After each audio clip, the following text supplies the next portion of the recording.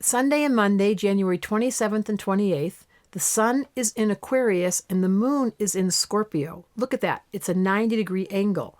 So Aquarius and Scorpio don't get along. Why? Because Aquarius is detached.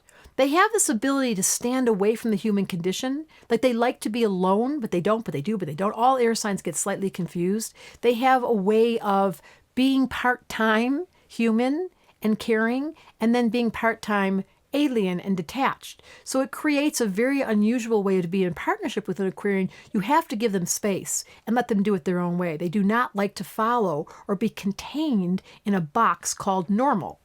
Scorpio, on the other hand, is so human.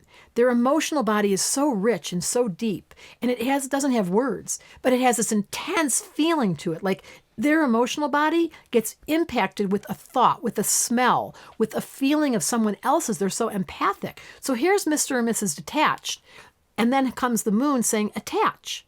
So if someone's born with the sun squaring the moon, as an astrologer, we know that there was conflict at the beginning of their life, or their experience in their family dynamic was somehow edgy, that their mom and their dad, represented by the sun and the moon, were not on the same page energetically, and the child absorbs that. And a squared sun to moon often means they could learn about psychology or therapy. This is a great therapist. I'm thinking of someone I know who's Aquarius Scorpio, and her gift is working with delinquent children because she can step out and see their point of view and then be really strong Scorpio and direct with them and call them out. Because when you have a challenged child or a teenager or a delinquent or even a criminal and you try to play mamby-pamby and be nice, it doesn't work.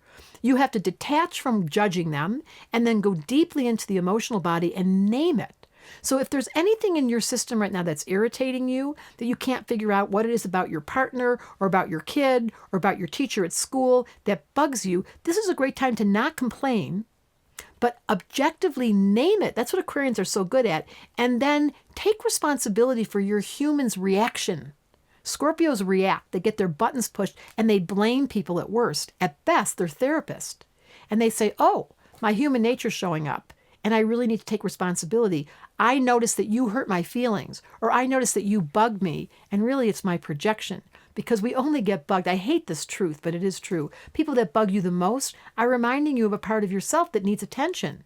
So if it's jealousy that you're noticing is in your unconscious Scorpio system and your Aquarius doesn't like to tolerate that, you can admit, I feel jealous, or I feel like I miss somebody and I'm getting mad at them, or I feel like someone doesn't love me and I don't want to talk about it. This is a great couple of days to speak to the unconscious material. Aquarius talks, Scorpio feels, and then instead of feeling tension, we learn about release.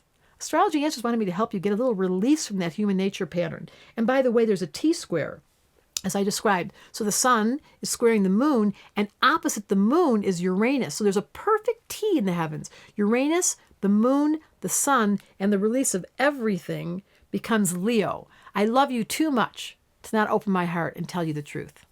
Astrology Answers, how'd I do? I'm trying to get them to open up their heart and talk about themselves. Hope it worked.